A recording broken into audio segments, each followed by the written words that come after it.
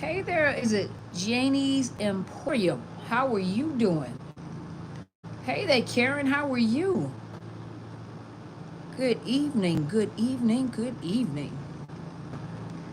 Welcome to the live chat. Hey, just be real. How are you doing, boss lady? Was that a passive aggressive text message to let me know good night? Hurry up. Who's that? That's God kind of faith. That's what I'm talking about. That's it. That's it, just be real. The first one.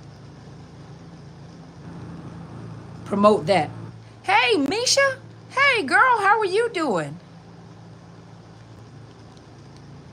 Hey there, everyone. How are you doing? Good to see you guys. Good to see you guys. Let me put my peepers on. Let me put my peepers on. How's everybody doing tonight? Good to see everybody. I haven't been here in a long time. Hey, Ernestine and Solomon, how are you doing? Good evening to everybody. Let me see if I can get the camera closer so I can see what I can see up close. Here we go. Let me get the camera up close so I can see. Hold on, so I can see all the little tiny writing because I have perfect eyesight. Let's see. Hey, Trina. Well, thank you, Miss Trina. I'm so happy to see you too, Miss Misha. I haven't talked. Matter of fact, you text me. I need to call you and check up on you tomorrow. See how things are going since we last had a conversation. Thank you so much, Charlesetta, for being here. Excuse me, Just Be Real for being here. Her incognito name over here. Thank you guys so much for being here. Thank you so much for being here. I'm just going to give it a few minutes and let everybody come on. Hi, Marcia. Oh, I'm so glad you stayed up too. Tonight, I'm going to just do it a little different because I haven't been here in a while. So I didn't come with a particular topic. I wanted to open it up so you guys can ask questions. You guys always ask good questions. Hey, is it Denna? Hi, Denna. How are you? But you guys always ask a lot of good questions. Now, please, just as a disclaimer, if you have long questions, I can't read all the long question. If you super chat me on the long question, it highlights it and I will be able to go over there and read it and give you additional time, additional moments of my time to read those long questions. Because when they're long questions, that requires a lot of thought and it requires a lot of reading. And then because there's so many people on, it scrolls up really fast. So if it scrolls up really fast, you super chat it, it highlights it, I'll go back and I'll read it. And that's giving you more of my time to go and read your question, okay? And I'm so glad to see you too. Thank you so much, so much. Thank you guys for being here.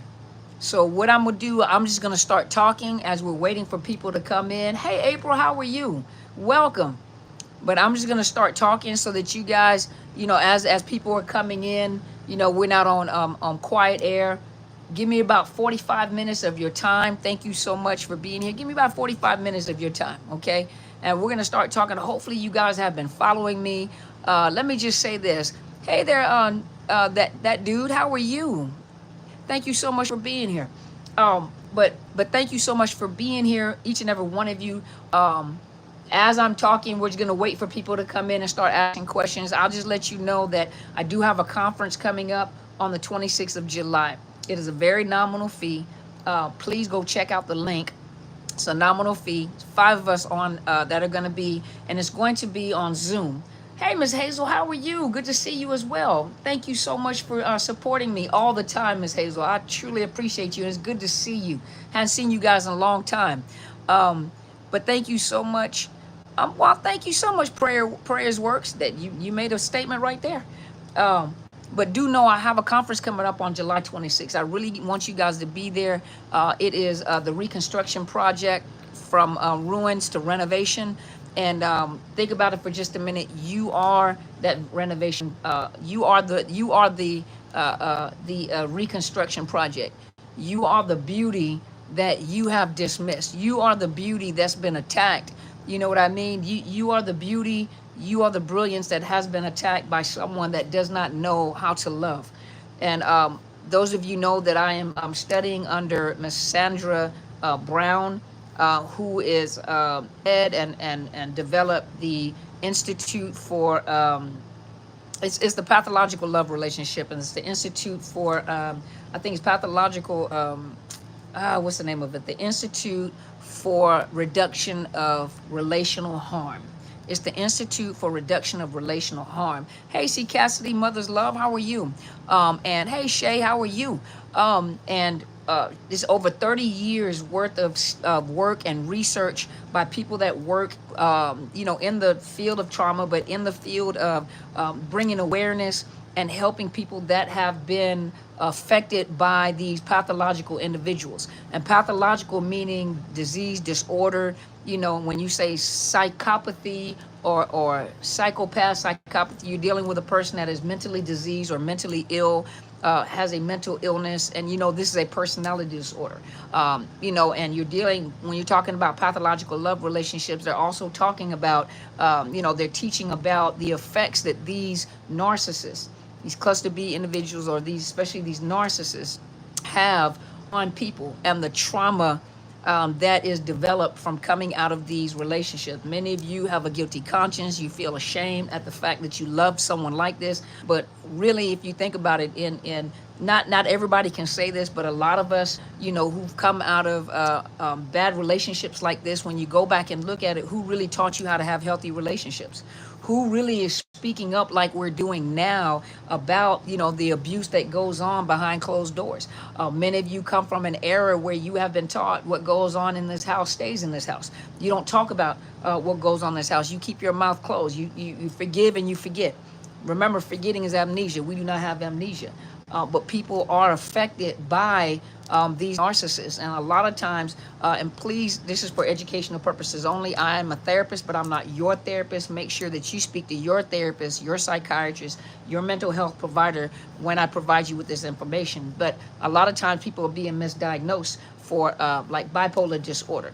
And bipolar disorder a lot of times can look like, and I'm not saying those that do have a mood disorder, but it takes a lot of good intake and assessment, because sometimes bipolar disorder is mistaken and is actually post-traumatic stress disorder or complex post-traumatic stress disorder. Complex post-traumatic stress disorder stems from childhood trauma, and it's trauma after trauma after trauma after trauma.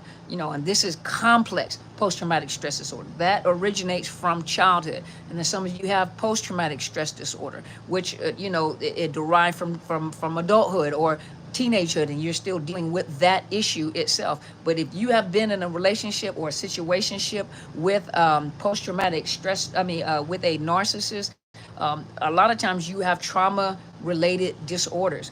ADHD can look like, post-traumatic stress can look like ADHD. ADHD can be PTSD. Sometimes, people are being misdiagnosed. And a lot of times people have trauma disorder coming out of these situationships, but relationships. And so these pathological love relationships, whether it's with your parents, whether it's with an intimate partner, they have affected you and have traumatized you. And a lot of you are coming out with trauma disorders, so don't let anybody tell you the difference. But over 30 years worth of study, there's a book that's called Women Who Love. Is it Women Who Love? I'll find the book for you. I have another device to open up, but I'll post that book for you, okay? Marcia, Just Be Real, my moderator, is going to post that link for my conference. Just Be Real, if you can post my link where she can tap into my conference. There's 5 of us that's going to be speaking. Of course, myself, my sister Bridget Griffin, who is a domestic violence advocate. She spends a lot of times in the courts helping those that are coming out of these situations. And once again, if you were at, there were a few of you that I did invite personally for the conference that I spoke at in New York. And in New York, I talked about and introduced pathological love relationships and the new field of study that Miss Sandra Brown is introducing into the mental health field. And I did talk about it And those of you that were able to attend that, I'm glad. Thank you for your support. If you have not, I'm going to introduce that again, where you can come and on Zoom, and I will offer that again for those of you that want to work in a field like this. Coaches and mental health providers and social workers, those that need to know more about this field. She does have people working with her that are advocating in the legal field, because you can't go to court and say, well, he or she is a narcissist.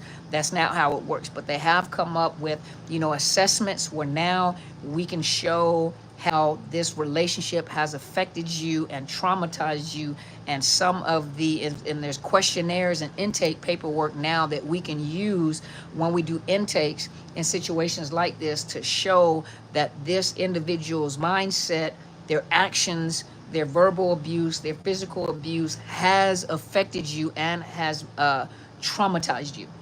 And so this is a very powerful. I'm so glad that finally they're bringing it out. I love it. Thank you so much. I appreciate you guys supporting me, and those of you that I invited personally to view the Zoom while I was doing the speaking engagement. Thank you for supporting me.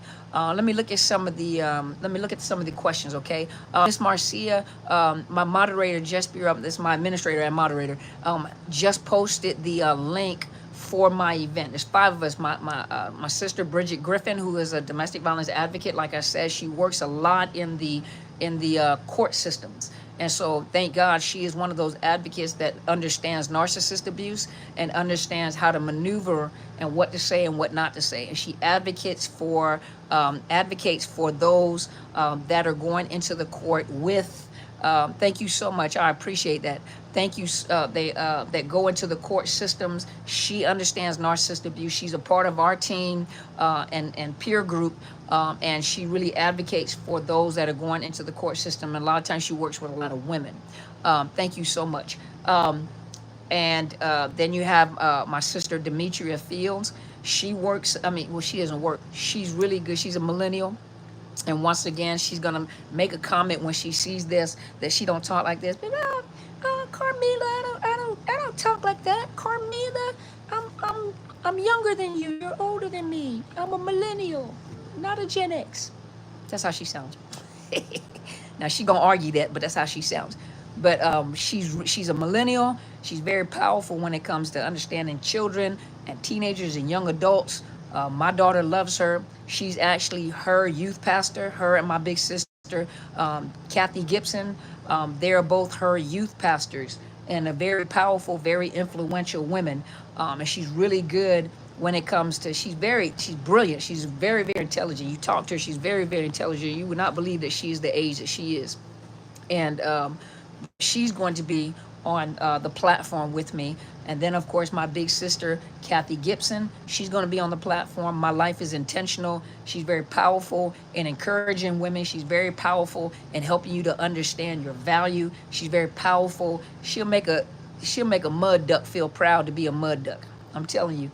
And then, of course, my mother, Apostle Helen Sadler, she's going to be one of the speakers. You don't want to miss it, because we're going to be I'm going to be introducing to you that new field of study about, because we're doing a Reconstruction project. But I am going to be introducing to you, information about this new field of study called pathological love relationships, and some things that are now that they're putting in place, to assist you when it comes to treatment, when it comes to assessment, when it comes to getting help, and to know that you are not crazy. But a lot of times we need some help when we come out of these situations to rebuild ourselves, because these narcissists have come in and just tore down this house. And this is the house I'm talking about, us. We're the house.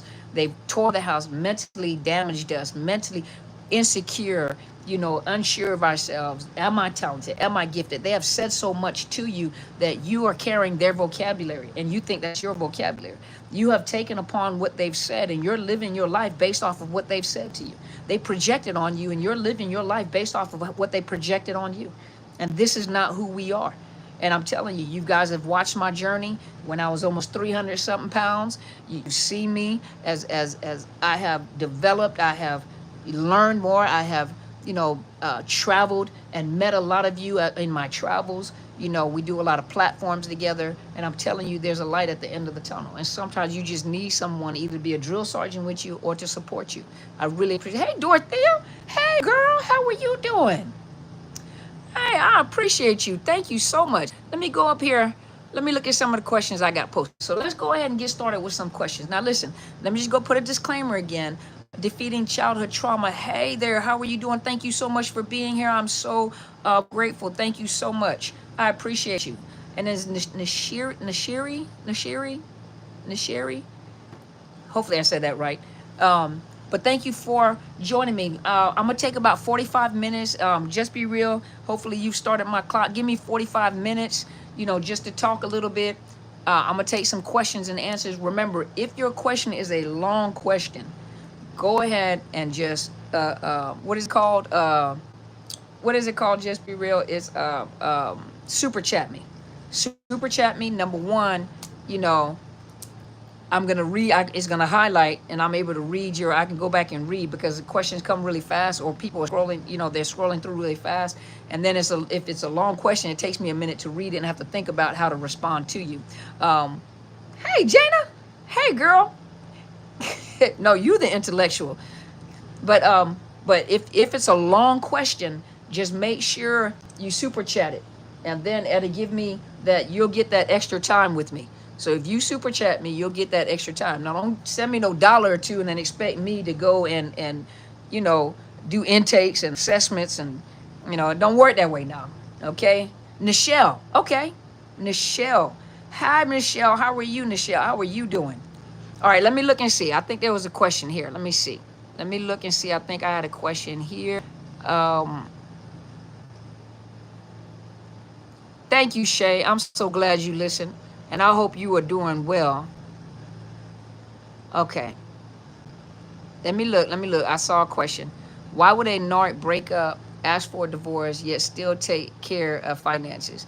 He's got to give you some type of character to follow behind. A narcissist is all about themselves. The question becomes is why is he doing what he's doing? Because narcissists don't do anything just because they're loving and kind and want to take care of you. The one thing, he asked for a divorce, but you have been shelved.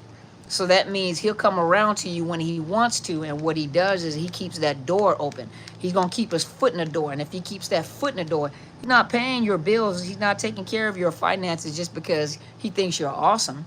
He's paying your finances to make you feel obligated so that he can always come back in that door while he's out on a hunt, because you probably were the main supply. So he keeps that door, that rotating door open, and he pays or takes care of the finances to keep his foot in the door and to obligate you, to make you feel guilty and obligate you anything he wants to do. And even when he wants to come in, whether to have sex with you, whether to, you know, be in your house or to come back, but he's making sure he keeps that door open. Hopefully that answered that question. That was pretty easy. Let's see. Let's look at. What are you, Patrice? I appreciate that. Let me look. Okay, let's see.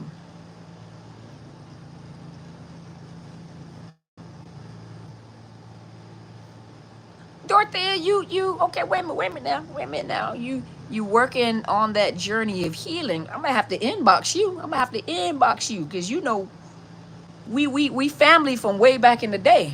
So I'm gonna have to inbox you and ask you some questions. I'm gonna have to ask you some questions, Dorothea. But I'm gonna just expect a inbox from me. You talking about working on that journey? We need to talk because we family. We go way back, way back. Okay, let me see. About a month ago, ex-narc knocked on my door after 4 years. Then he called me last week and left a message. Had him on block. Why? He's hoovering. It could be years. But if you were the main supply, in his mind, you belong to me forever to do us part. You know, so it don't matter. You are still, in his mind, you are his property. It doesn't matter. You are his property. So it don't matter. He can do whatever he want to do. You can be with someone. He still think that you are his property. You are his property. You're not, you are an object to him. It's like a new shiny car. You know, once the new smell goes away, you know, they go look for another new car smell. But they done broke you in. So in their mind, you belong to me always. I don't care who you with. You are my property. Let me see. Um, Let me look. Hopefully that answered that question. But yeah, you being hoovered. Uh, let's see. Do not ever stop stalking. They do if they find something that interests them more. If they find something that they can latch onto that's more interesting to them, they'll stop stalking you. Sometimes, and then you got to remember some of them also have a mix of antisocial personality disorders. Some of them are actually like all of them are malignant, but malignant meaning they may also be antisocial personality disordered. And so if they are really disordered, and if they are what you would call a malignant narcissist, they could stalk you until they go to prison. Even after prison, go watch what was that about John? What was that movie that died? That true story about somebody, Dirty John. Go watch that movie, Dirty John. That was a malignant narcissist. He had more than just narcissistic personality disorder. That was a sociopath. He was crazy. Let's see. Do you suggest reaching out to the new supply and warning them and sharing your experience with the narc, or best just try to protect your peace and not bother? My ex is newly engaged to a woman with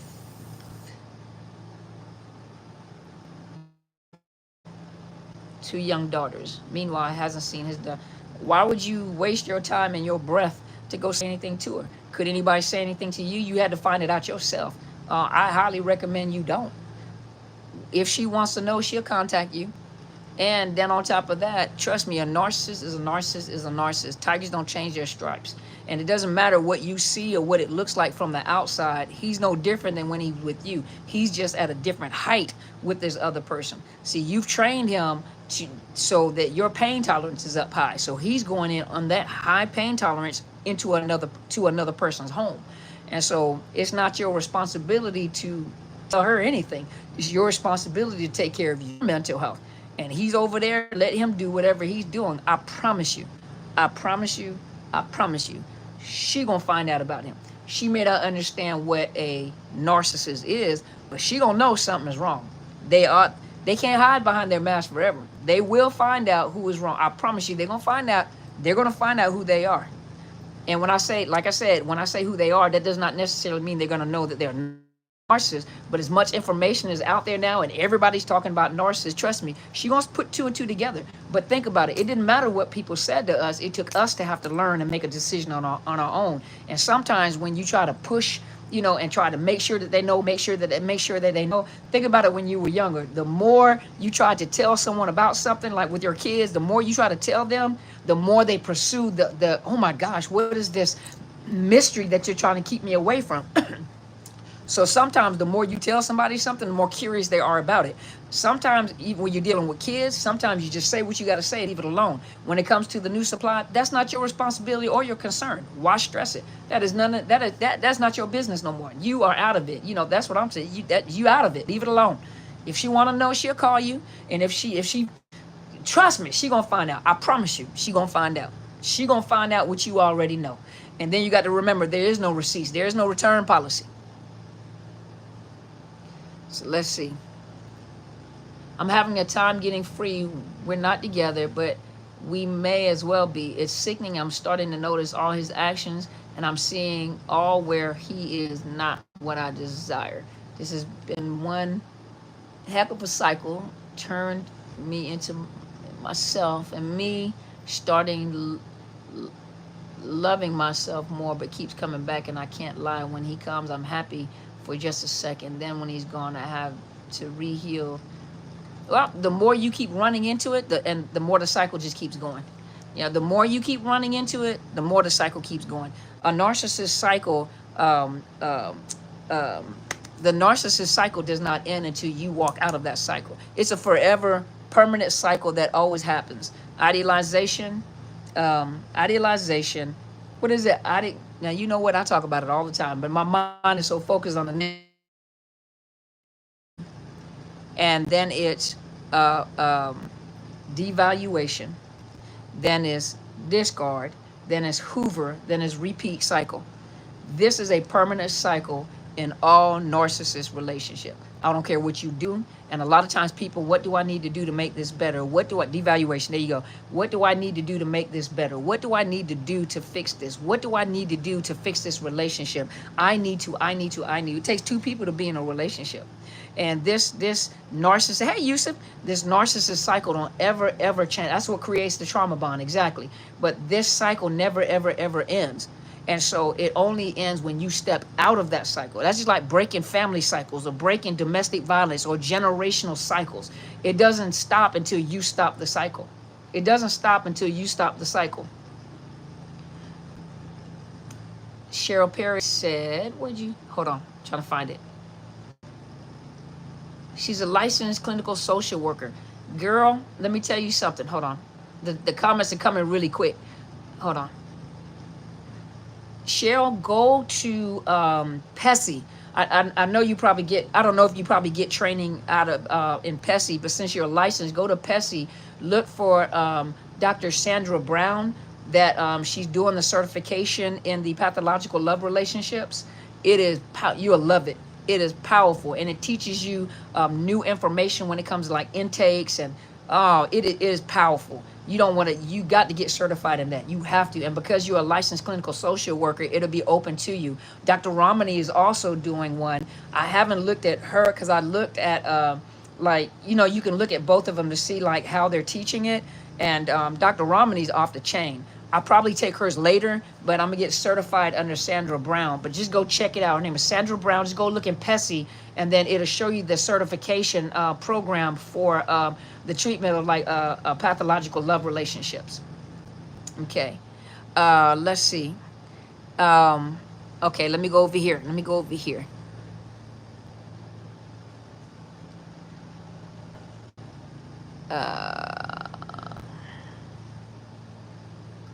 Okay, hold on. Why do some narcissists like to hide who they have a crush on? Because they're new supplies, and they're vetting new supply. So if they're vetting new supply, they're not going to let all of you know who the supplies are, because you could ruin it before they get their talons in them. So you could ruin that before they're able to draw them in and trauma bond them to them to grab a hold of them. So they don't want any outside influences while they're trying to pull them in. Then you have to think, what purpose does that supply serve? You know, because not every supply is going to be a main supply. Some are just toys. That's just a tertiary supply. Tertiary supply has no big value to them, and it could be just out of conversation. You have primary and secondary supply. Primary is one that they're with. Secondary could be many people because they're trying to pull in, or they're just going from they're whoremonger, traveling between different narcissists, but they're going to try to find the one that's most broken that they can pull in and they can hold on to. And that main supply is the one that provides them with a reputation, a house, finances, children, whatever. You make them look good. So new crushes they're not crushing on anybody. They're crushing a person, but they're not crushing on anybody. It's not a new crush. It's a new supply that they're working on to pull in. There's no love in the language of narcissists. Let's see. Let's look. Absolutely right, Nicole. Hey there, Helen. How are you? Susanna said, my ex, the trafficker, is still stalking me and is torturing my daughter. Then you may need to put in a no contact order. You may need to talk to a domestic violence not counselor, a domestic violence advocate. You need to put some legal things in place. You may need to put some legal things in place and get people on the outside involved. Domestic violence advocate understand the laws. They understand how it works in the court system. So you may need to get in contact with a domestic violence advocate, let them connect you so that you can talk to them so you can get some help.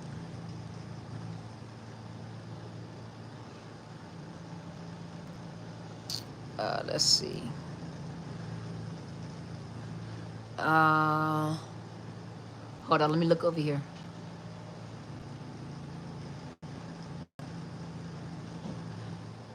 Miss Cheryl says she's a professional and still didn't know. Hold on. I'm a professional, still didn't know until I wasn't in it anymore. Likewise. So those of you that are in the professional, don't think don't think just because we are in professional fields like this that we haven't been, or it may not happen. because this is something that is a new field of study. This is something that's being talked about. Not everybody on social media, let's put it this way, the way Sandra Brown said it, you know, you can't believe everything you hear on social media. Some of the information is not correct. Some of the information is coming from those that have just gotten out of these situations and have become expert without healing themselves, without going through the proper channels of healing themselves. And so a lot of times they're talking about experience, but they're not talking about the research part of what they've been through, or they have not healed enough themselves to be teaching anybody. So a lot of times the information that comes out on social media should not take the place of a real professional. And then even us as professionals don't think that, you know, we have to protect ourselves too. You know, we have to protect ourselves too. We're out, you know, we're fresh game too. So we have to do what we have to do to protect ourselves too. And a lot of us were, thank you so much, a lot of us were in those situations. I was a professional in the military and then was doing the work, you know, dealing with trauma and domestic violence. I didn't know anything about narcissist abuse, you know, until I got out of it, just like you, show. Until I got out of it, then I became very passionate about teaching other people about it.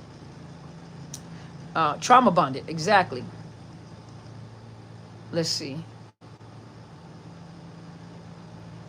In couples counseling, it's so sad because most women are dealing with, are dealing with narcissism, don't know it. Absolutely. And then a lot of times when you get into couples counseling, those of you that may have been in marriage or couples counseling, you notice that that narcissist is, they're going into therapy and they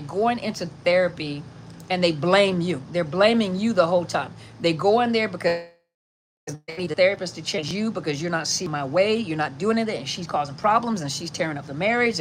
Or it could be a he, you know, he's tearing up the marriage, he's doing this. But you notice that the whole conversation is always about you. They never talk about the role that they play. They may say something that's minuscule, you know, yeah, I understand and I've done this and everything, I can take responsibility myself, but the majority of the conversation is always going to be about the victim that is sitting in there.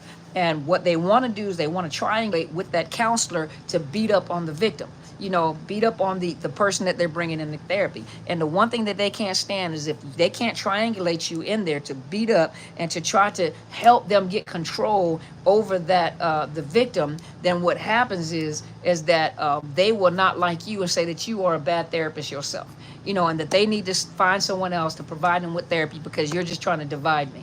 And most people, when they're coming to therapy, they're not coming into therapy to heal. They're coming into therapy to make the pain stop. I want him to change. I want her to change. And I want the pain to stop. But they don't have any plans of getting out of the situation. They don't have any plans in getting out of the situation. Please refrain from answering questions while I'm on live. Whenever the teacher is talking, you know, when you have a teacher or anyone that you go on their page, when you are doing teaching and answering questions, please don't be the one to go answer questions for them. Please don't answer the questions for me, okay? Let's see. Some of these is scrolling up really quick. Let's see. Okay, let's see. Okay, my apologies, y'all. I didn't mean to get super quiet. I'm trying to scroll through the comments and I can't scroll. No problem, Steph, no problem. Okay, so let me go over here on the other side. Now let me look. Okay, Karen said, I struggle with hoarding and it gets worse when I leave narc situations, ex-boyfriend, ex-boss. How is narc abuse affecting hoarding? I can't concentrate to organize things. Any advice? Well, I highly recommend that you get into therapy. Hoarding is an anxiety disorder. And a lot of times when people hoarding, if you notice, their environment is an indicator of what is going on the inside of them. Have you ever looked to see, if you ever watched that show Hoarders, you'll notice that a lot of times they go to therapy and a lot of times you find out that they have been through some extreme trauma. And the extreme trauma that they have been through causes them to hoard. For example, there's one lady on there who I don't know if she grew up in an area where her family was starving. They didn't have any food. A lot of times they didn't have anything, so she was a food hoarder. And so she would keep stuff until it was rotting because she didn't want to get rid of it. Another one lost their child, and when they lost their child, they began hoarding toys. And so they started hoarding toys. Thank you. They started hoarding toys. And so, hoarding is just an indicator that there is some trauma going on there. And, your environment is an indicator of what is happening on the inside of you. It's like you're projecting your inside on the outside. So when you have hoarders, it's letting you know that's a visual of what is happening on the inside of you. And I highly recommend that you get with a trauma professional to help you to deal with that trauma. Because if you don't deal with that trauma, what it end up happening is it's going to get worse and worse and worse until there's another show called Buried Alive, and if this is getting bad, you really, really need to get to some type of trauma professional to help you in this situation. You really, really do. You really need to get some help. Hopefully that help, Karen. Let me see. Are there any other options of gray rock when around toxic people? I mean, well, it's unfortunate. It is hold on just a minute. I think I just cut myself. Sorry. But it is unfortunate because we're going to face toxic people in most places that we go. Employers, people in general. It doesn't mean that you have to constantly interact with them. When a person is toxic, you don't have to interact with them. Now, if you're in the workplace, you do know that there are narcissist bosses, toxic people that you work around. You have to look and think to yourself, what is the minimum amount of interaction I need to have with this person? We ain't got to eat lunch together. We don't have to drink coffee together. What is it that you want me to do? Minimum amount of interaction. What is the workload? What do you want me to do? How do you want to do it? No, I don't want to hang out. No, thank you. Thank you so much for inviting me, and leave it at that.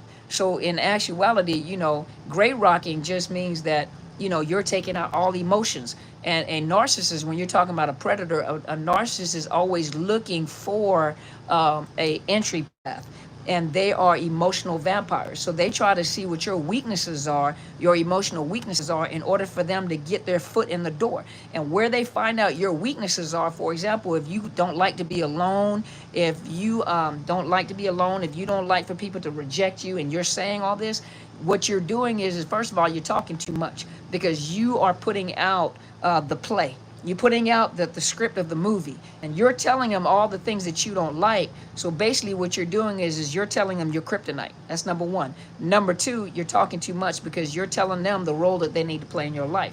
So they pick up those roles, and everything that you said is that role that they're going to play. But they know that is your kryptonite. So when they want to hurt you, they come back to hurt you in those particular areas that you just said. They're going to reject you. They're going to give you the silent treatment. And so, like I said, when it comes to gray rocking, if it's in your shanana, which is inside of your intuition, for those of you in your spirit, if something don't feel right. See, this is where a lot of people make a mistake because of the fact that, there's those red flags, and you don't pick up on the red flags because you don't know what a red flag look like. Sometimes a red flag is not just running in front of you, running in front of you, and the person shows up and they're talking and you see this right here. It doesn't work that way. Sometimes when something just don't feel right, you thinking like, I just don't like her, and I don't know why I just don't like her or him. There's something about, I don't know what it is. Now sometimes it could be because they remind you of yourself and you hate the weaknesses in other people. So I understand that. Sometimes it's the weaknesses in other people that remind you of yourself that makes you not like them because you're attacking yourself. Got that part. And a lot of times narcissists are like that. And a lot of times you may be like that. But sometimes when you just can't put your finger, I can't put my finger on it. It's something about them just making me uncomfortable. It's something about them. I just back up. Stop trying to be their friend. Stop trying to force the circle into the square. You remember the little blocks the kids play with? Stop trying to force the circle into the square. Back up. Within time, they're going to show their face. Within time, they're going to show you who they really are. Maya Angelou said, the first time they show you who they are, believe them. Believe them. Hopefully that answers some questions. Let's see. Nicole said, dang, it's so sad you really can't share your thoughts with the person you share your body with. There you go. There you go. Hazel said, that's it. When they play the blame you game to make you look like you're the problem. Let me tell you something.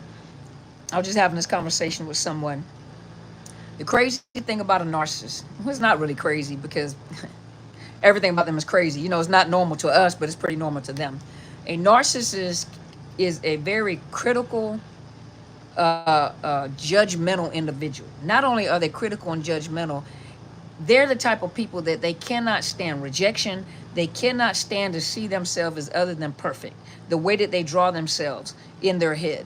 It's even to a point where you have some narcissists that, you have pets, and you know how all pets are not just going to go to a stranger. Those of you that are pet, fur moms and fur dads, is it fur moms, fur dads, fur baby? You have fur babies. There we go. So those of you that have fur babies and you know your babies, you know that your fur babies are not going to go to everybody. It's like kids. Kids, they scream and then you try to force them to be with them. And now you're learning, hey, quit trying to force those kids, on those people.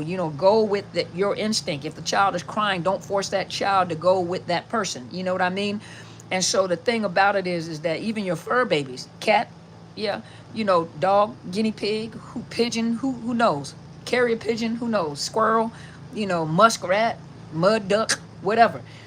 But it gets so bad that even, with your fur babies, you know that your fur babies is not going to, go to everybody, and then sometimes they sense their nature and they don't like them. And then sometimes, with most animals, they have to get to know you before they all up on you. But it gets so bad that they'll even say that something is wrong with your pet. I don't understand why your pet don't like me, because in their mind, ain't nothing wrong with me. I'm perfect. They don't say the word perfect, but there must be something wrong with your pet. I don't understand why she don't want to be around me. Must be something wrong with her. I don't understand why the kids don't like me.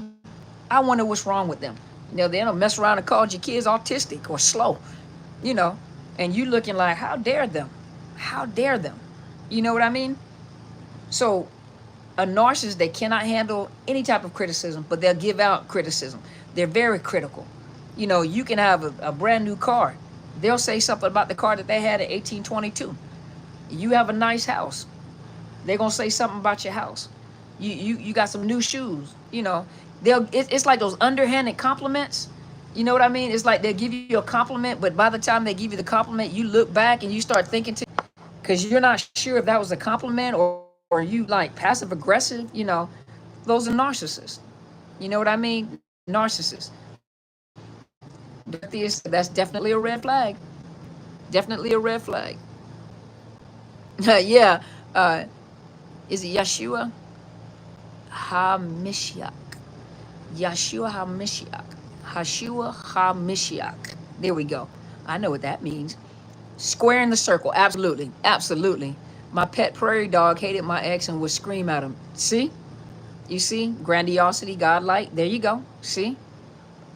Because they can do no wrong. I'm not like you. Let's see. All right, let me go over here. A lot of, you got to remember, a covert narcissist, most people think it's a hidden narcissist. A covert narcissist is one of the most vulnerable narcissists. That is basically is interchangeable. Vulnerable narcissist. A vulnerable narcissist is one that is very, very sensitive to criticism. Very, very sensitive to constructive criticism, anything that makes them think that you are belittling them, belifting them. But they're very, very emotionally sensitive. They can't handle being rejected. They cannot handle being neglected. They're the ones that are really on the emotional side, that covert narcissist. And they pretend to be one way, but on the inside, they are tormented because they can't handle that kind. Passive aggressive, not all of them are passive aggressive. There are some that are passive aggressive, but not all of them are passive aggressive. But then, a lot of narcissists are passive aggressive. So I don't think it's just the covert narcissist. And then people in general, even survivors, become, passive aggressive because that's the only way they can get their needs met. I'm gonna give you a compliment, an underhand compliment. I'm really saying this. So it's almost like, that Freudian slip. But if I can't fight you, then I'll get you back some other way. And the way that I'll get you back is by doing this. So if you don't do this for me, then I'll make sure I burn your food. Or if you do this and you make me angry, I'll make sure that I dump out all the water on accidentally purpose. So not all of them are passive aggressive. Some of them are just aggressive, period. Dawn said, I recently got involved in the smear campaign. Do I defend my side of the story that was twisted to make him the victim to his family, or do I leave it alone? What you gonna defend it for? For what? Because it's gonna drive you crazy. First of all, ask yourself this question. Is it interfering with your money? Is it interfering with your reputation in order to get a job? Is it interfering with your bills being paid? Or are the people around you, their true selves coming out? You don't have to defend yourself. Sometimes the best medicine is to stay quiet. Because when you don't react, they need a reaction. And it's a harmful thing to smear somebody, because your first reaction is to defend yourself. And that's what he's waiting for. He's waiting for you to defend yourself, because as you're defending yourself, you're playing chess with him, and you're playing into his hand. You don't have nothing to prove, girl. You don't have nothing to prove. And sometimes silence will torment them even more, because you're not reacting. And that's what they're waiting for. They're waiting for you to react. You don't have to explain yourself. Number one, people that know you and know your character, they're not going to play into that. Number two, people that know that person know that like the kids say, they lie like a carpet. They lie like a carpet, And number three, why waste your time and your breath? Because it's going to get you frustrated. It's going to get you mad. It's going to get you angry. You're defending yourself. And when you defend yourself here, they're going to say this. And then there's always a lie mixed with the truth. So pieces of it, this part is true, but this part is not. And this part is true. But you're going to look like a crazy woman. And so your best bet is just to leave it alone. You don't have to defend yourself. When I was going through the smear campaign, I did not defend myself. I ain't try to call and try to explain nothing. For what? Oh, I know what it is. I know what Yeshua is. Absolutely. I know what it is. And I think it's Messiah. HaMashiach. The Messiah. Oh, I know what that is, girl. 14 minutes? Okay. I'm right along with you, girl. Once they've had a rage outbreak, it's a wrap. There you go. They've shown themselves. They've shown their hands. Yeah, the family knows. Don't think the family don't know. But then sometimes the families are also flying monkeys. Sometimes the families are also flying monkeys. And so you got those families that defend the narcissist because they get something out of it, and they're trauma bonded too. But the family know that person crazy. That's why they trying to push them off on you. And then they come back, some of them like, oh, shoot, you can't make it work. Let's see. Oh, I messed up. I always say yes. I said, did that. Now what? I'm not sure what you're asking, Nicole. Ask that question again. Let's see. Jana said, my cluster combo platter. Girl, you got me thinking of a seafood platter. My cluster combo platter mother said to me on the last time I saw her in person that she'd love to take the great furry love of my life home with her. Oh, the furry. I said fury. The great furry love of my life home with her. I said over my dead body. But do you notice that they target the things that you love the most? They target the things that you love the most. First of all, you are giving your attention and your affection to your great furry one, the great furry loved one. So you are taking your love, your attention, and all your emotion, and you're putting it on that fur baby. So your mother is jealous over an animal. Now, true enough, that's your love, but let's just be technical for a minute. She is jealous over an animal because that animal is getting your fuel. So she would take, trust me, she would have taken your fur baby and she would have harmed your fur baby. All because of the fact that that fur baby was getting your love and your attention. That's how cruel a narcissist is. That they will eliminate their competition. And whatever your competition is, your car, your fur babies, a husband, a wife, they're coming after them. Your children, they come after your kids to take your kids away from you and cause a divide between the two of you guys. Or they will retaliate and will abuse your children. You're welcome, Dawn. That's how crazy or how hateful a narcissist can be. That's how hateful a narcissist can be.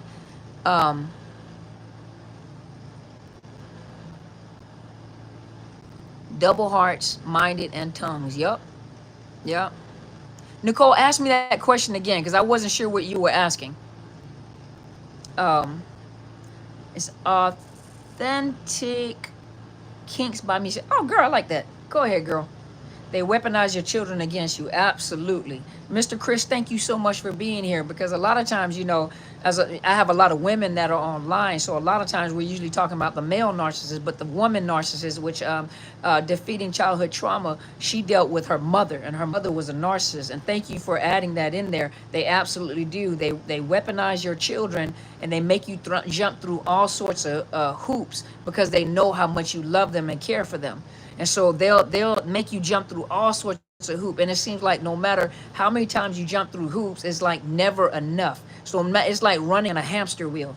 And especially with a man, they're quick to accuse you of, inappropriateness with your children, or abusing them, and it's sad, because this happens to our men.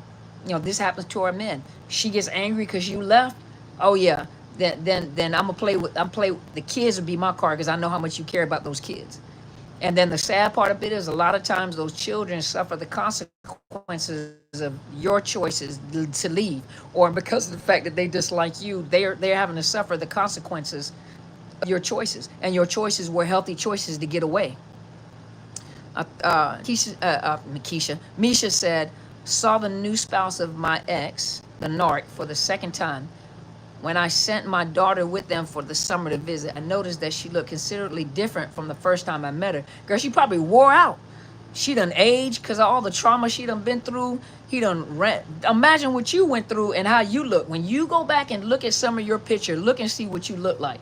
And then yes, when they get that new source of supply, that new supply, oh, they're all beautiful and beautiful and beautiful, And then after you see them, whether it's a few months, a couple of years, it may not be a few months, it may be some years, and you look at them, you'll notice they start looking old, they start looking tired, some of them start looking dry, some of them just look like they're lost and just staring off in space and quiet and observant, because they don't, that narcissist don't wore them out.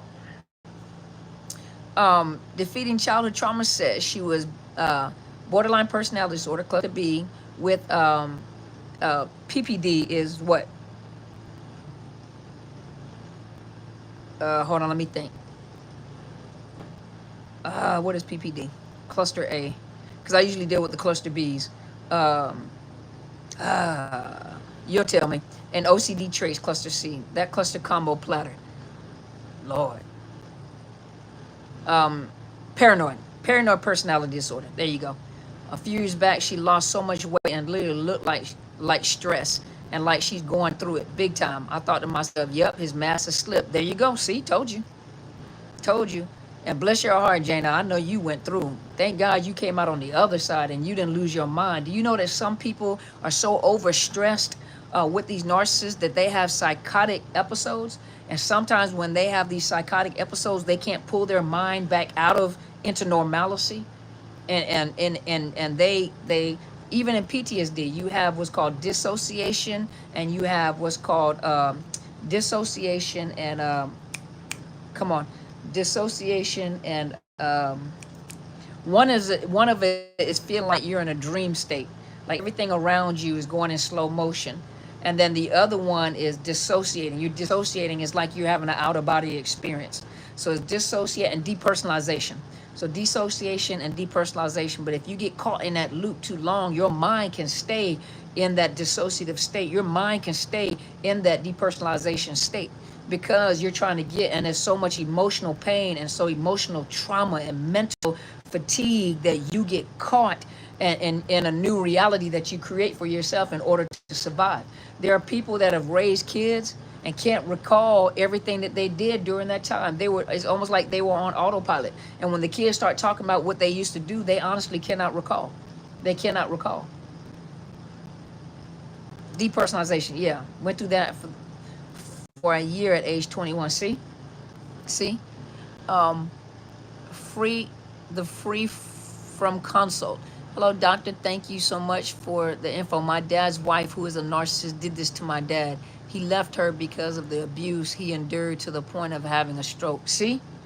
When your body is constantly in fight, flight, or freeze, your body can't fight off disease. Your body, and then all that adrenaline is pumping, and that adrenaline is pumping to other parts of your body, and it's a fight flight, freeze. Like, we got to do something. We got to protect ourselves. We got to do something. We have to have strength in our, appendages. We have to have strength in our arms. We have to have strength in our legs. So imagine all that blood is going out to your arms or your legs, and you're getting that, all that is going away from your internal organs. And the longer you have that valve clicked on where you're constantly fight, flight, freeze, fawn, fight, flight, freeze, fawn, eventually your body starts tearing itself down, because that's too much adrenaline pumping through your body. And so now you got a big belly, you got cortisol buildup, you got digestive issues, you got loose stools all the time. Your stomach is always jacked up. You can't eat certain foods no more. And you know that you don't have IBS, you don't have, you don't have any Crohn's disease or anything. They can't find anything. Some people have somatic disorders, and there's another one. I'll talk about that later. But a lot of your body is feeling the pain. That's just like hoarders. You hoarding, and it's manifesting on the outside. This is what's going on the inside of you. You've got neurological issues because it affects your neurological system. You got problems sleeping at night, insomnia. Your body can't rest in order for your body to rejuvenate.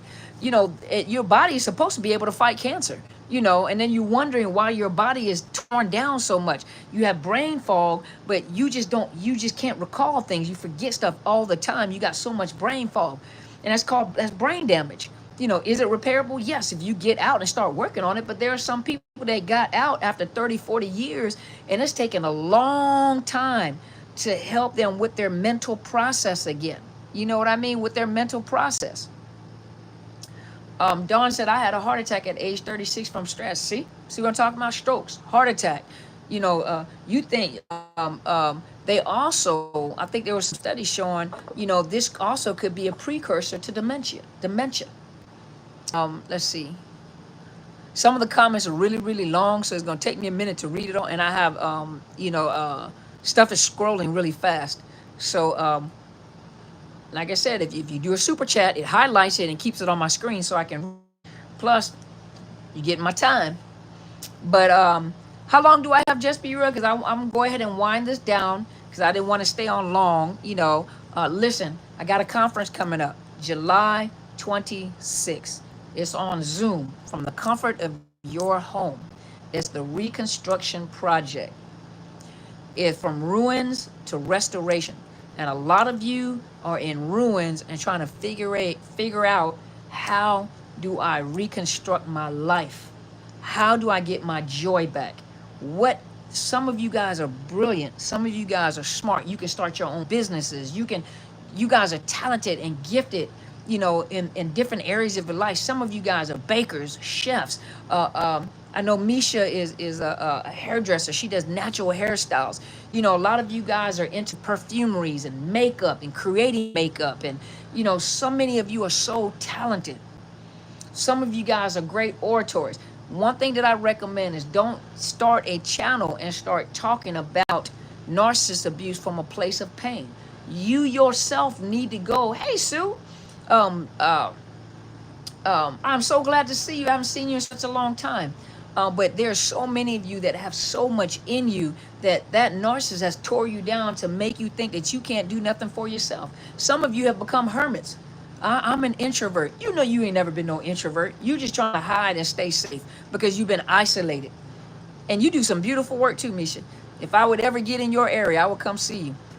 But some of you claim to be introverts, and you were not an introvert when you were growing up. You became because they isolated you away from the people that can reason or provide you with reasons, And so some of you guys are so gifted you can create your own business. I started my own business. He pushed me into starting my own business. He pushed me into being, when I say independent, I'm a believer and I'm dependent on Jesus Christ. So I'm just let you guys know. So that's first and foremost. But I became an independent woman. I became a single parent that had a household. And I was able to restore those things that were lost. Not saying I went back and got it. I lost two homes. I lost a beautiful Mercedes Benz. I had the luxury cars. I wasn't a luxury car type of person, though. I just was not. He was, not me. I was not a luxury car person. I just wanted a nice car. I had a nice Camaro. Then I got me another car. I bought my own house. Not only did I finish a doctor's degree, he left me after I finished the doctor's degree. Well, I discarded him, but he took the credit for leaving me. So we're just going to let him have that credit. I made the choice, but The story is that he left. So we're gonna leave it at that. We ain't even gonna argue with that. But the thing is that things that for me, things became better. I don't have a problem being by myself. Some people have a problem being by themselves, you know. But some people don't have a problem. Some people have a problem being by themselves. You know, some people do not. Yeah, I'm free. So some people have a problem being by themselves. You've been so tormented that when you get into your peace of quiet, you start having panic attacks. You're having anxiety attacks. That's because of the fact that you're constantly, on guard. What's getting ready to happen now? Because they put you there. What's getting ready to happen now? Something's going to happen. My peace and quiet, something always happens. I don't deserve the peace and quiet. You don't even know you're telling yourself this because something always happens because they always disturb your peace and quiet because it torments them. So you get into your peace and quiet, you having panic attacks because you're not used to having peace and quiet. You deserve peace and quiet. Child, I love my peace and quiet. I like watching a movie downstairs and washing dishes and going upstairs to fold clothes and I can watch the same movie on my TV screen. You have to learn to be by yourself. You have to learn to love yourself before you offer yourself to somebody else to be in a relationship with. Be the best you that you can be and learn about yourself, the things that you like and you don't like. Not when you get into the relationship. Thank you. Not when you get into the relationship. My conference is July 26th, and it's from 9 o'clock to 3. 10, 11, 12, 1, 2, 3. And then we have an hour lunch. So it's like 5 hours. So 9 to 3 Pacific Standard Time. And it's 5 of us, me, my sister Bridget Griffin, who is a domestic violence advocate, Demetria Field, who is a millennial, but powerful when it comes to young adults, teenagers. She's really been a blessing to my daughter because my daughter loves talking to her. They're very similar. They are very similar. And she was the one who got my daughter started on crafts and creative things and making things. And my daughter is very gifted with hands and drawings and crafting and stuff, but she got all that from Demetria, and Demetria is she is an event coordinator, beautiful, gifted, and she, boy, they used to have my house tore up. She, let her do it. That's how I started being all creative. And she do talk like that because she gonna come on here and put a comment somewhere after this is all over. She gonna put a comment and say she don't talk like that. She do that shit. Let her, Carmela. She's creative. That's how I started. And my daughter, but she was right. My daughter is very gifted. My daughter, she'll ask her questions and they have some great conversations, and she's very gifted. Then my big sister, Kathy Gibson, who is My Life is Intentional, powerful woman to help you learn your value, to help you learn to be yourself, your authentic self, your value, how beautiful you are, how valuable you are. I've told you she make a mud duck feel good about themselves. And then, of course, my mother, which is I think she may have been. I'm not sure. I have to go look. It wasn't a few months ago, probably a year or two ago. I'm not sure. But she's on Clubhouse. She usually comes on Clubhouse. Kathy Gibson, My Life is Intentional. And then, of course, my mom, Apostle Helen Sadler, she's going to be there. She can talk about whatever she want to talk about. But I'm going to introduce to you guys, those of you that were not with me for New York, I invited a elite group. An elite group for my speaking engagement that was in New York. That was a blessing. And those of you that was a small elite group that heard that speaking engagement, oh yeah, she was. Yeah. My daughter was on there. She's not going to be on there. She's not going to be speaking. But my mom, she can talk about whatever she wants. But I will introduce you guys to Sandra Brown's teaching about pathological love relationships. And we're going to start rebuilding this house. So please join me on my conference, July 26th. It is on Zoom, 100% on Zoom. We ain't going to keep you. It's a nominal fee. It's not very expensive. Now, when I used to travel, the ticket was a little more expensive because you had general admission and you had, hey, Brittany, and you had, I had general admissions and I had VIP. Back in the day, I should take you guys around on the limo so we can go eat and enjoy each other and we can dress up. And then VIP got a chance to hang out with me and all the speakers in close proximity. Now I'm doing it online because a lot of you guys say that's more convenient. So please join me. Come on, you guys come out and support me. Come join me. This Saturday, my mother has an empath conference. It's an empath conference / masterclass. And her link should be on there. I'm going to put the link in the comment section. When I'm finished with all these, I'm going to put all the links in the comment section. My link to my conference. She has the empath, her empath conference coming up on Saturday. Those of you that are empath or think you're empaths, you're going to find out from a professional standpoint, biblical standpoint, and general conversation about what being an empath is. Empath is not a gift or a blessing. That's not a gift or a blessing. That's not, I've been gifted and the Lord has blessed me to be an empath. That's not a gift or a blessing. That's not, it was not given to you by the Lord. So I want you to come out, those of you that are empaths or want to know what an empath is, you know, a highly sensitive, highly intuitive person. Like she always says, we need empaths in this world. When there's destruction, when hospitals, empaths, they have gifts of mercy. They're helpers. They want to help. These are the people that you want to be around because they're gonna come and they're gonna take care of you. Okay, I'm getting off. Just be real. I'm getting off. But please register for hers is coming up this Saturday. Mine is the following Saturday. And then of course those of you that are in the Dallas area, she has a conference coming up in Dallas. I'll have that link on there too, okay? She has a Dallas conference coming up the 8th, 9th, and 10th. It's a 3-day conference, and then we're going to the perfumery that Monday. So please make sure you register for that, and we will be there in person. That is actually not a narcissist conference. That is each process leads to freedom. This is going to deal with every aspect of your life. And it's perfect because I didn't know what it was going to be about, but that's perfect because mine is the Reconstruction project. Then you're going right into hers, which is, you know, dealing with your family, your life, your ministry, your children, you know, your marriage, your finances, your business, you know, not just your business, but even, you know, starting businesses, finances, everything about you.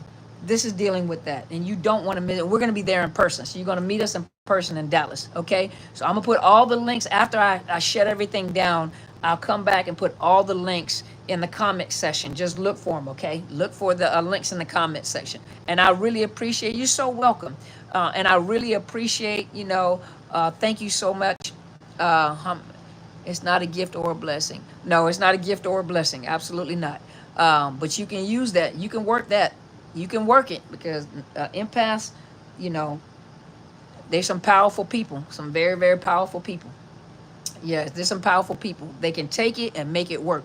Just like when you have been traumatized, you know, you can either be bitter or you can be better. You can get that trauma, heal from that trauma, and then teach other people about that trauma. Just like an empath. You know, trauma is not a gift or a blessing. Being an empath, that part, you know, empath, that's not a gift or a blessing. But you can take that and you can make it work in your favor because people need you. Just like those of us that have been traumatized, we can take that, the life lessons and learn, and that's why I'm on here doing what I'm doing, to help you all, and many people in here, just like defeating childhood trauma, Jana, you know, she went through what she went through with her plattered mom, you know, cluster A, B, C, D, E, F, G, and she's out helping people, and she's very, very intelligent. Very. She starts talking and I have to put my ear closer. I have to put my earphones back in. Very, very, very intelligent. And if you guys come to Clubhouse on Tuesdays, it's at 7:45 Pacific Standard Time. Please make sure that you come into the room. You get to hear all of us speaking. The Empath Conference is at 10 a.m. Just real, leave me alone. I ain't been here in a minute. Okay, I'm getting ready. I'm coming off. Oh, boss lady. Why is she bossy? Okay. Oh, don't worry. I'll post it. I'm coming. Cluster A through Z. There you go. 1, 2, 3. But it's at the conference this Saturday for the empath is from 10 to 2. 10 a.m. Pacific Standard Time to 2 p.m. Pacific Standard Time. Mine starts at 9 a.m. Pacific Standard Time to 3 p.m. Pacific Standard Time. We're going to have an hour lunch in there, like 45 minutes to an hour lunch in there. And then we'll be done. You know, so please, I'm gonna put the links in there for you guys, okay? I will put the links in there for you.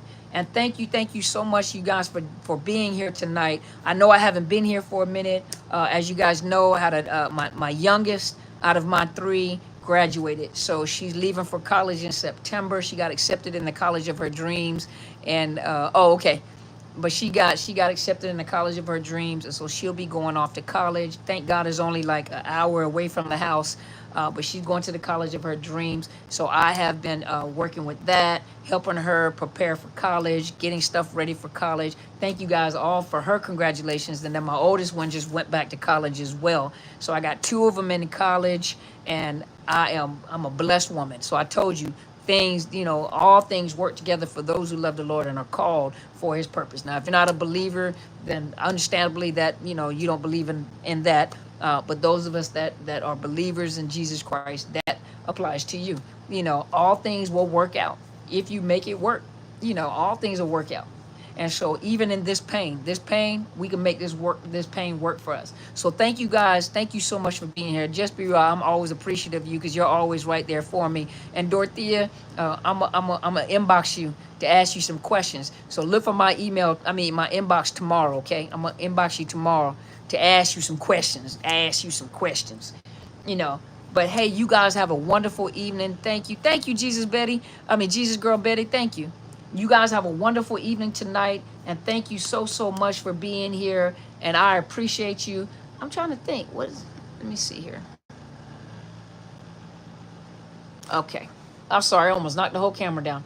But you guys have a good evening. And I will see you guys when I come back. All right. You guys have a great evening. Good night, everybody. Good night. Now I gotta figure out how to end this one. Good night, everybody.